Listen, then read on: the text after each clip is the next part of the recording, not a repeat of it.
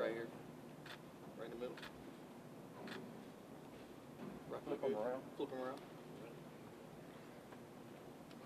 There we go. All right.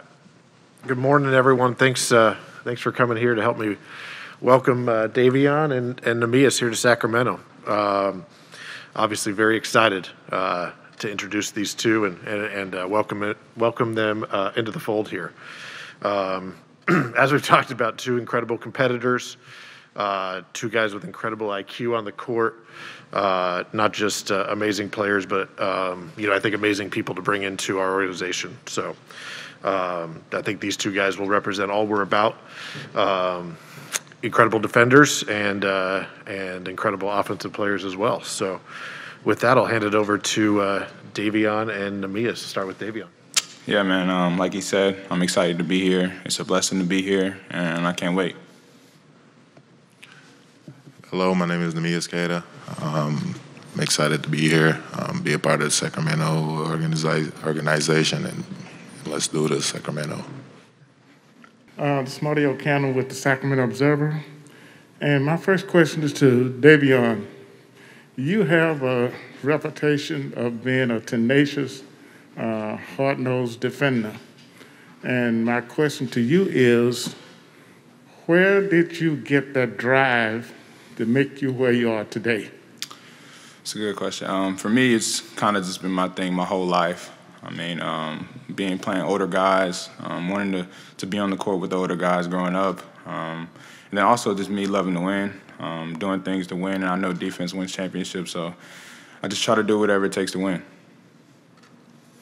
Hi, James Ham, NBC Sports. Neemias, you're the first Portuguese player in the NBA to get drafted. Just what is that like for you to represent a country and to be the first to get through the door?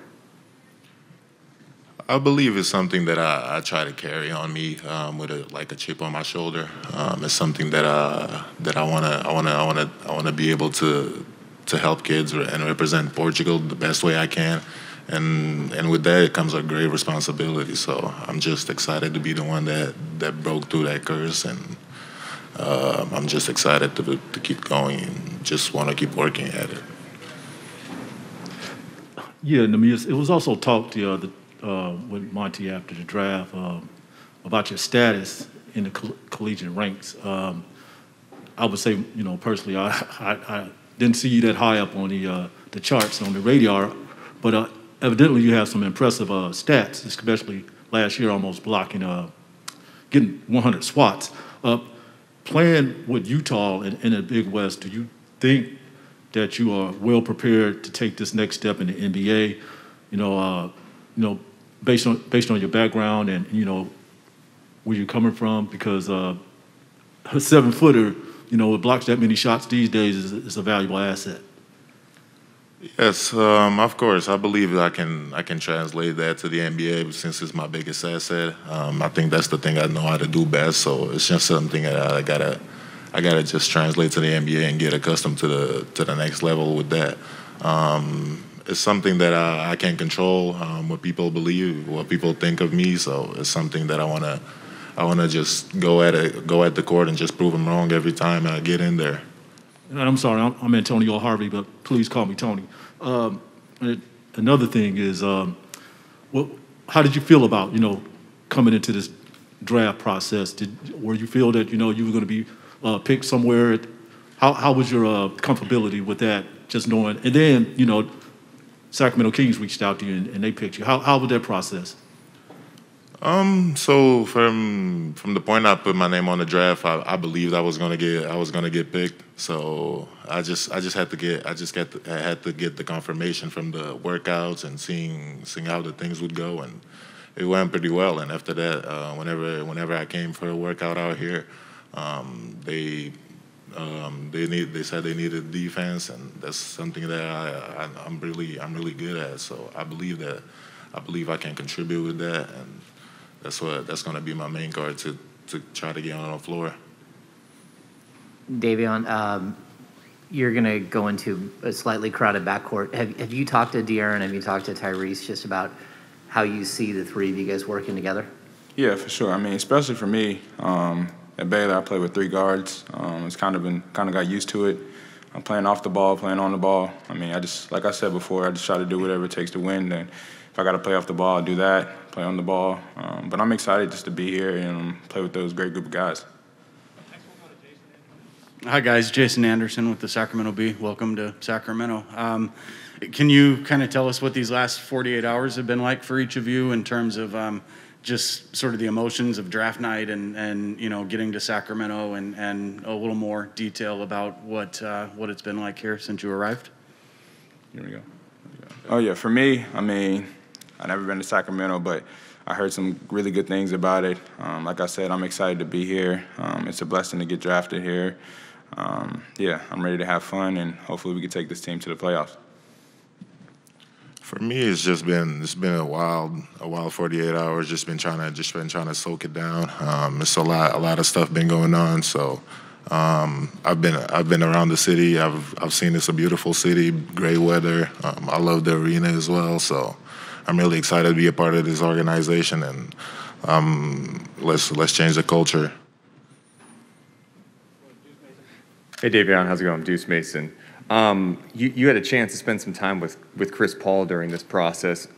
What was that experience like for you to be with him for hours and kind of just soak up the game and learn from him? What was that like for you, and how valuable was that? Man, it was amazing. I mean, especially to listen to one of the guys, one of the better point guards to ever to play this game, just talking about the things that he had to sacrifice doing, getting to the lead, taking care of his body. He said he wish he'd have done that early in his career. But just hearing things from him like that has definitely helped me throughout my career and being professional. And Neemias, welcome to Sacramento. Some fans in Portugal wondering why you chose the number 88. Thank you, first of all. But 88, I wanted to represent. I chose 88 because of 8 was my first number and my first basketball number ever.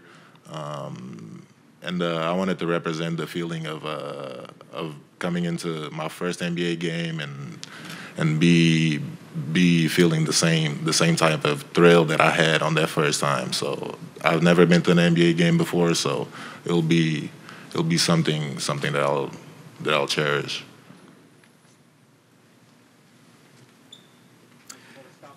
Yep, Scott Marsh, Sports 1140. Welcome to Sacramento, both of you. Davion, I just wonder if you could share with us, winning the championship at Baylor, that championship culture. Is that something you think that might be as important for you to bring to the organization here as everything else in terms of the defense? Yeah, for sure. I mean, playing with Baylor was amazing. A great group of guys, the amazing culture. Building relationships is the most important thing to me, and hearing things about here, building relationships is important. So, I mean, bringing it to the NBA would be, a really good thing for Sacramento. I already won the championship, being a part of that culture, but I'm ready for it.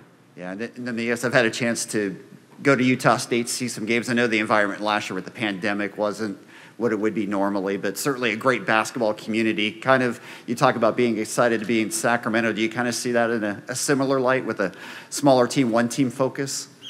Yes, so to speak. I believe that Sacramento's been having a history of great fans, and I wanted to kind of bring back the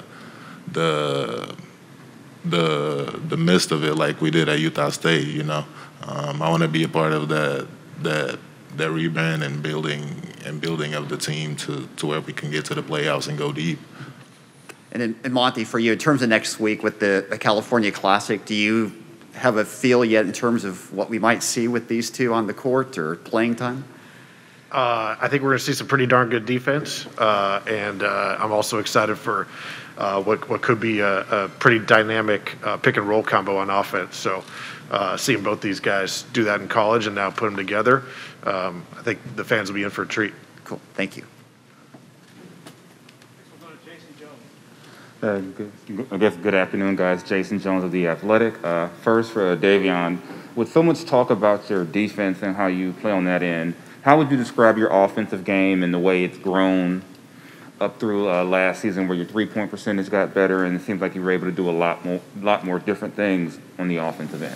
Yeah, for sure. My offensive game hasn't really been talked about that much, but I feel like I'm a really good playmaker, really good shooter. I can play off the ball, on the ball, like I said before, but my main thing is to get my teammates really good shots and score when I have to.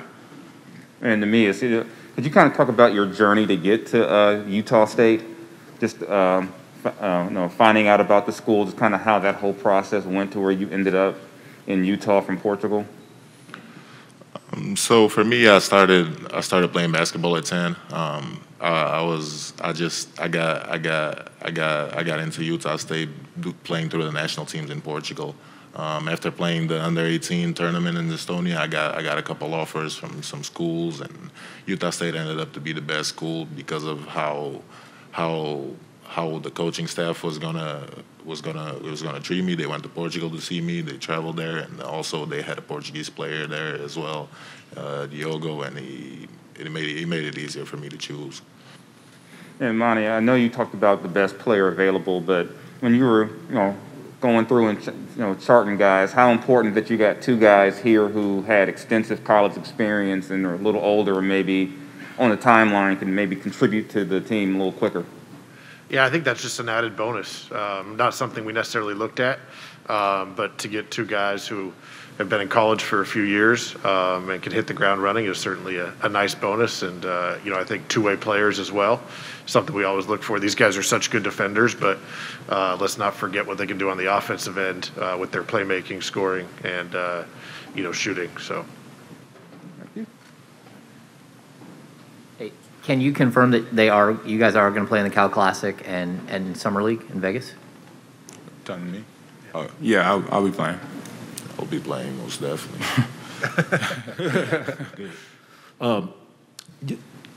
Do want to ask you, Davion, 3-time National Defensive Player of the Year. That seems like it's really difficult. I don't know. You got the experience, but after you garnished that award the first time, how was it, obtaining it the second and the third time? Because, there's 300 Division I schools out there, and you stand out. How was it from the first time, and then the next 2 times, I won it this time, I'm going to try to get it again. Could you explain that? Yeah, I mean, for me, my sophomore year, I didn't win the Defensive Player of the Year. I was one of the finalists, but it just drove me to actually be a really good defender. And also it comes with just winning. We won a lot of games, and I was a really good defender on our team, and I stood out. I mean, so I think it just came from winning and just me being myself. Monty, question for you. Obviously, you've been following this young man's career. You mentioned that where you alluded to that the other day, him playing at Baylor, you working in Houston at a time. Could you explain, how that process, did you see some development coming in, when he transferred from Auburn to go to Baylor? Some of the things that stood out, Jason just spoke, about his offensive skills. What were some of the things that you saw, during that time as he was going, he was growing into the type of player that he is today? Yeah, I mean, I think, seeing the improvement and development year to year, I think Davion's already shown what a great worker he is, and like we talked about, his it shows up in the film, it shows up in the stats, and I think the sky's the limit for what he can continue to improve. Davion, your college coach was saying like you're in the gym like the day after winning a national championship, which is pretty crazy. The next morning you're in the gym working. Have you gotten the chance to check out the new digs here? Have you got some work in already in Sacramento? Yeah, a little bit. I got here this morning, 8 in the morning, put some shots up. Wow. Okay. And then were you working with Rico or? No, I didn't really have that much time to. I was just in here shooting just to get the feel of the new basketball, the Wilsons, and get the feel of the arena I'll be playing at. Monty, I wanted to ask you, after you got Davion at number 9, it's kind of a long wait to get to number 39 where you took Nemi. How early in the process did you identify him as a guy you were interested in, and what was that wait like, waiting to see if he was going to be on the board for you at 39? Yeah, there's a lot going on, but the wait is always painstaking.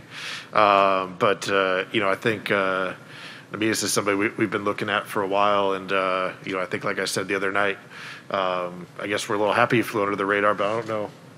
You're 7 feet? Yeah. I don't know how you fly under the radar at 7 feet, but we were really excited to when he was there at 39, and we were ready to call it in. All right, right here, you got that. All right. Hang in there a second. Couple more of those. Hang on. Keep it kind of short. For sure.